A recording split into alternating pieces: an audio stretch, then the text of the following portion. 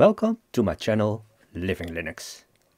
In this video I want to show you some results of the software that I tested on the Geniatech XPI-3566-ZERO. Now, one of the things about the hardware, so my setup is that I put the power on the outside USB-C port and I connected a USB-C to USB-A adapter on the other USB-C port, the one more on the inside, and I connected a old USB 2.0 hub on that one, and that way I was able to connect a keyboard and mouse and also a USB stick that I formatted to ext4, because I got the model with 8 GB of storage. And perhaps if you only do some simple GPIO projects, then that's enough. I think you have around 2 GB available to yourself, so 6 GB is occupied by the system. But with the things that I wanted to test, I ran out of space, and that's why I needed a USB stick formatted to ext4. So that is the thing about the Geniatech Zero. And most of the time I do a quick test with WebGL Aquarium.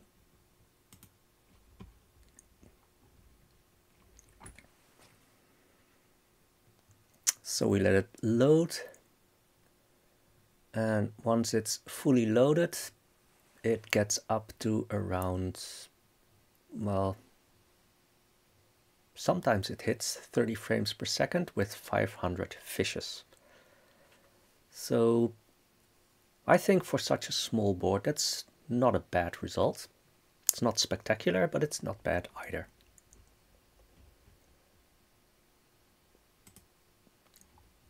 Now I also tested Big Buck Bunny on YouTube, but I didn't get very good results with that, unfortunately.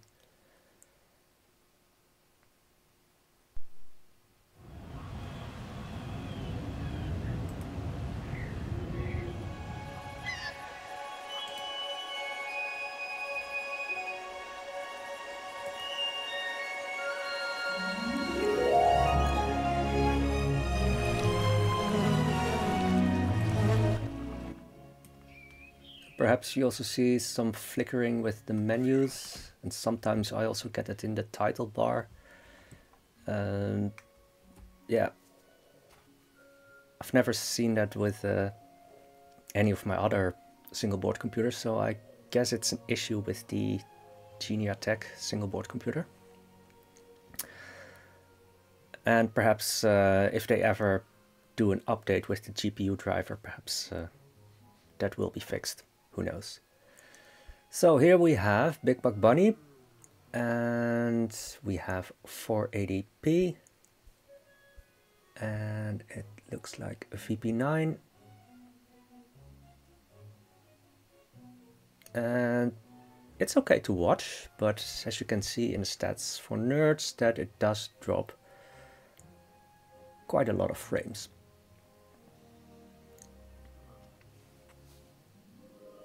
So in theory there are hardware decoders for video, but it looks like, well, at least with Chromium, that's not available.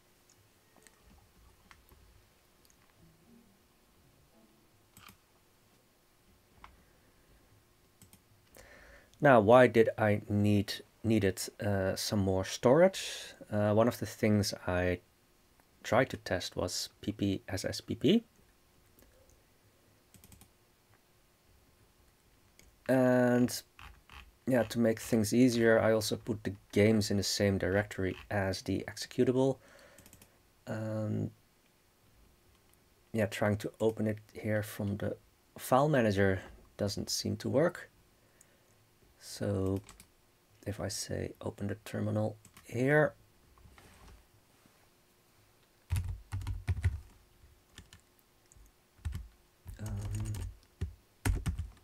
I can start it like this, and I can also immediately start a game like this, because in the menu I wasn't able to get to this directory on the USB stick. Perhaps I did something wrong in PPSSPP, I don't know.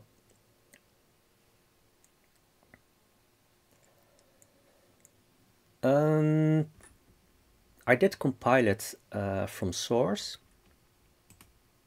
and well, it looks like it wants me to connect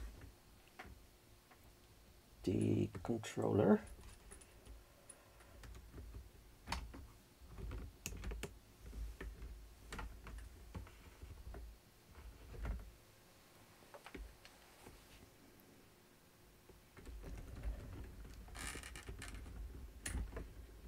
Well, I can also say that unfortunately the performance is not very good. Perhaps on Android with a Vulkan driver that it's better.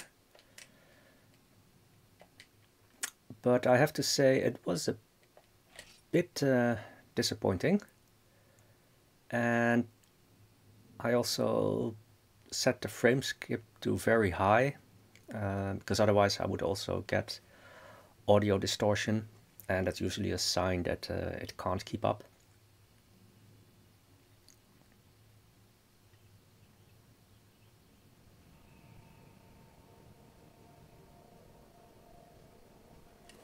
So here, yeah, you probably saw that gray bar, and it's probably saying that there's some performance issues.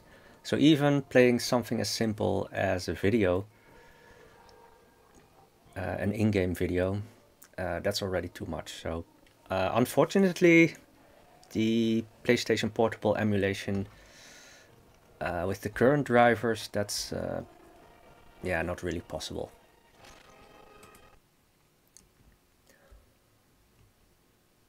So one of the other things that I tested was Stable Diffusion XL Turbo, and let's say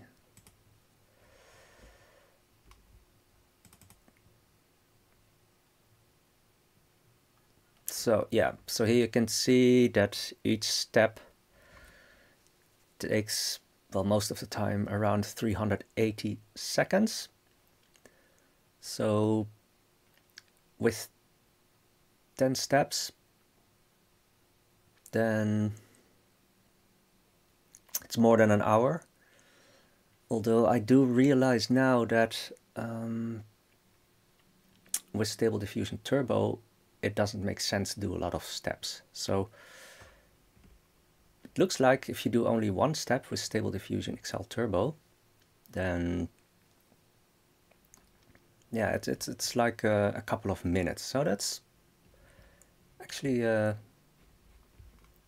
good result for such a small board. And no, that's, yeah. What was this? Oh yeah. So when I was compiling PPSSPP, yeah, I think it started to thermal throttle, and I have a phone with a thermal camera, and as you can see here, there is some sort of heatsink on top of the CPU or the chip, and that already got to 76 degrees according to the thermal camera.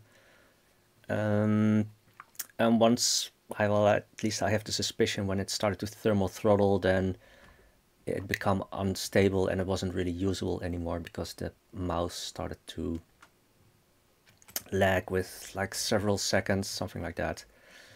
So I just had to pull the power and just start over. Let's see. Oh yeah. So what was the picture? So here you can see that I actually have the XL Turbo. So again, doing 10 steps with Turbo doesn't really make much sense.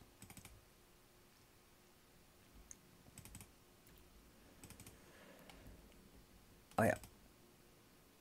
So here is a penguin on a surfboard. And it looks like it's near the South Polar region.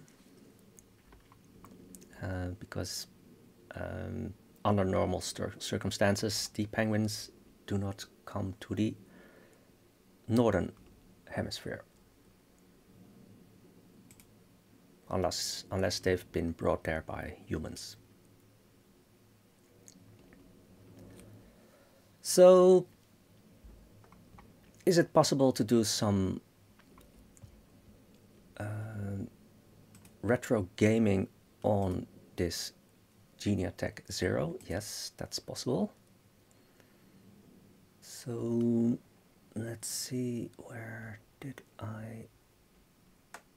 Oh yeah, I think that's in the downloads. So I downloaded the shareware version of Doom. And I installed Crispy Doom. Oh, let's put the keyboard back in.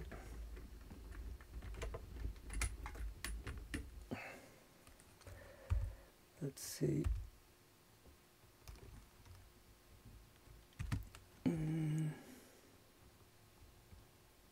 Oh, yeah, I only need to start it like this, because we're already in the directory with the game file.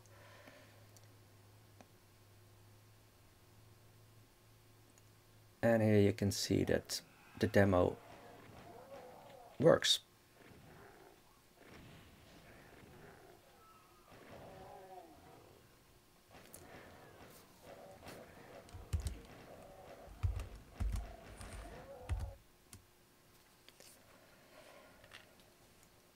So again, if you're only using the Geniatech Zero for, let's just say, some simple GPIO projects, then I think you can use the model with the 8 GB eMMC. But if you want to do some more retro gaming, perhaps even Stable Diffusion, then yeah, I think it's better to go with the 32 GB eMMC model, unless you don't mind adding a USB stick to the Zero. So that's all the tests that I wanted to do for now. Yeah, because I did have to do the trick with the USB stick, I don't feel really motivated to do much more testing, but if someone has any urgent request and if it's not too complicated, then perhaps I will do it. But do note that my model also has only 2 GB of memory, so